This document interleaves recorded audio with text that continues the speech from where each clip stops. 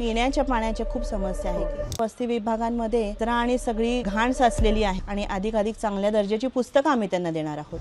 सगळ्यांना शिक्षणाचं महत्त्व कळले तर सुशिक्षित माणसाची एक वेगळी विजन असते। नमस्कार, मी मोना एनपुरे आणि आज आपण पुणे शहरातील प्रभाग क्रमांक 20 मध्ये आलोय। शंकर महाराज मठ आणि बिबवेवाडी असं या प्रभागाचं नाव आहे। हा प्रभाग जर आपण बघितला तर संमिश्र प्रकारचा प्रभाग आहे।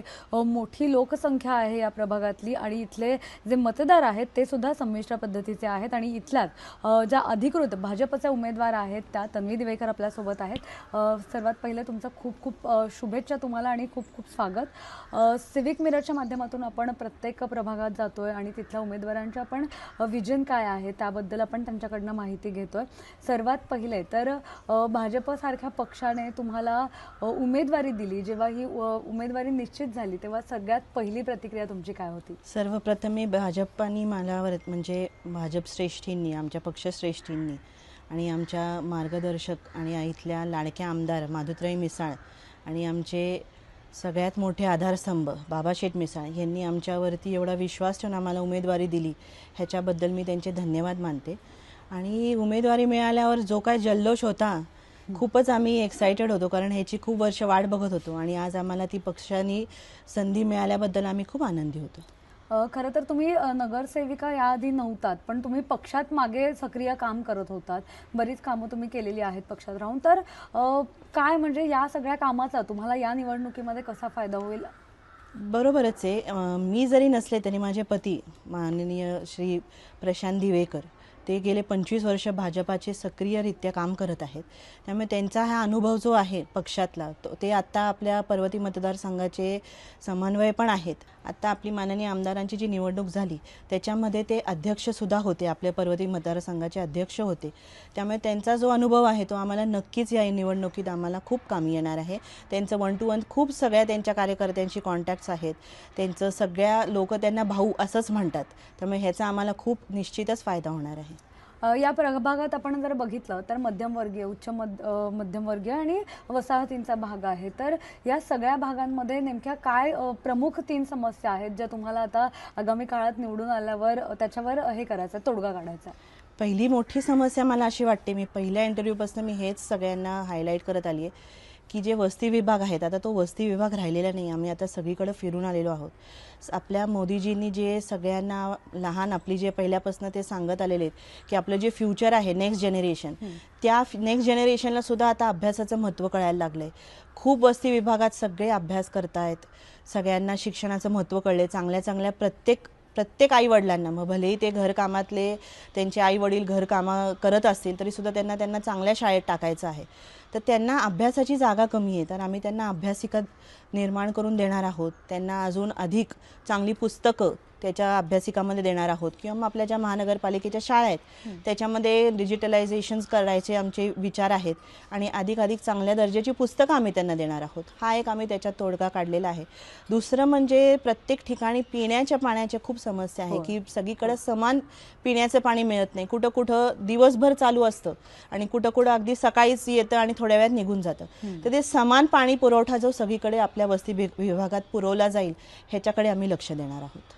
तिसरी अजून एक आहे, त्या वस्ती विभागांमध्ये जास्त करून कचरा आणि सगळी घाण साचलेली आहे, जेणेकरून आता आपल्याकडे खूप हिलटॉप वगैरे असे सगळे उंच ह्याच्यावरचे डोंगरावरचे पण भाग आलेले आहेत, तर त्याच्याकडची किंवा मग आजूबाजूचा कचरा स्वच्छता ठेवणे, त्या मनाने आपली खूपच वस्त्या स्वच्छ आहेत, मी सगळीकडे फिरून आली आहे स्वतः, त्या मनाने आपल्या स्वच्छ भयंकर स्वच्छ, पण आम्ही अजून अधिक स्वच्छ ठेवायचा आम्ही प्रयत्न करू। ही एक महत्त्वाचा मुद्दा आहे, तो म्हणजे या भागातली वाहतूक कोंडी।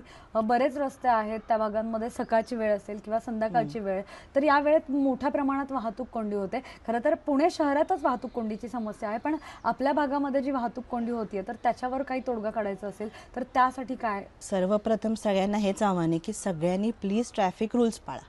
आपण पुणे शहरातले ट्रॅफिक रूल्स पाळण्याच्या बाबतीत आपल्या सगळ्यांनाच माहिती, आपणही त्याच्यात असू शकतो कधीतरी। ट्रॅफिक रूल्स पाळले तर बहुतांश आपले बहुतेक समस्या सॉल्व्ह होतील आणि मला असं वाटतं की आपण थोडेफार आपले सिग्नल्सचे टायमिंग्स बदलू शकतो, किंवा मग जे ट्रेसपासेस आहेत फुटपाथवरती जे सगळी कोंडी होते किंवा मग त्याच्यावरती गाड्या जातात उलट्या पालट्या, त्याच्यावरती आपण नक्कीच काहीतरी तोडगा काढू शकतो।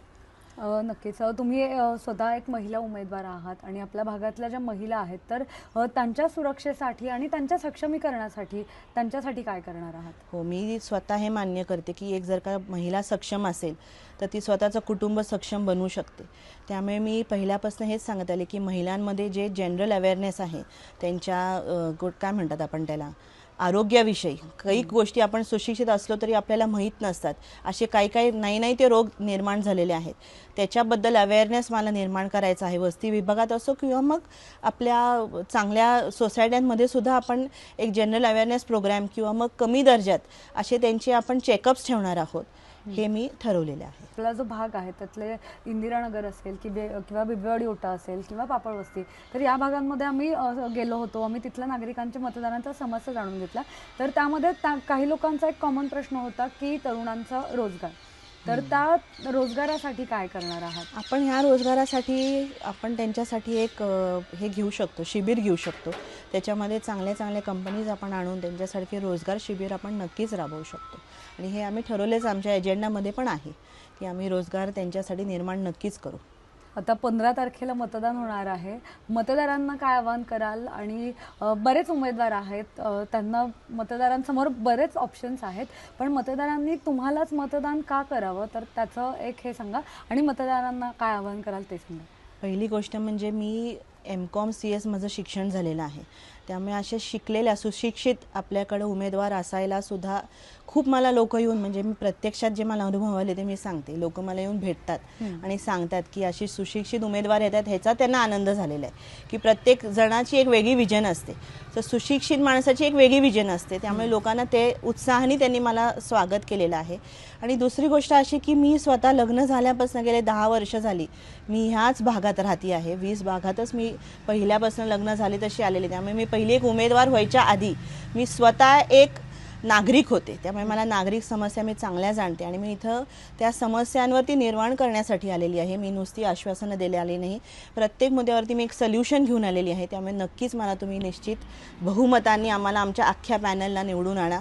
भाजप हे आपल्या फ्युचरसाठी किंवा मग आपल्या कुठल्याही गोष्टीसाठी भाजपनी करून दाखवले आहे. त्यामुळे तुम्ही नक्कीच भाजप हे आपल्या सगळ्यांचं सुदृढ भाजप असतं, तसं सुदृढ देशासाठी तुम्ही नक्कीच भाजपला निवडा.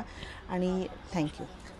मतदारांना आणखी एक काय संदेश द्याल? 15 तारखेला जास्तीत जास्त मतदान करावं आणि यासाठी काय संदेश द्याल मतदारांना? हे बघा, आता मतदान केलंच नाही तर लोकांना करणं म्हणजे तुम्हाला हक्क जो तुमचा आहे, लोकांकडे लोकशाही असते. आपल्याला आपण ज्या आपल्या कंट्रीमध्ये राहतो तर तिथं तुम्हाला चांगली लोकशाही दिली, तुम्हाला तुमचा उमेदवार निवडायचा, हे तुम्हाला एवढं मोठं तुम्हाला आपल्या देशाने तुम्हाला काय म्हणतात त्याला इंडिपेंडन्स दिला आहे.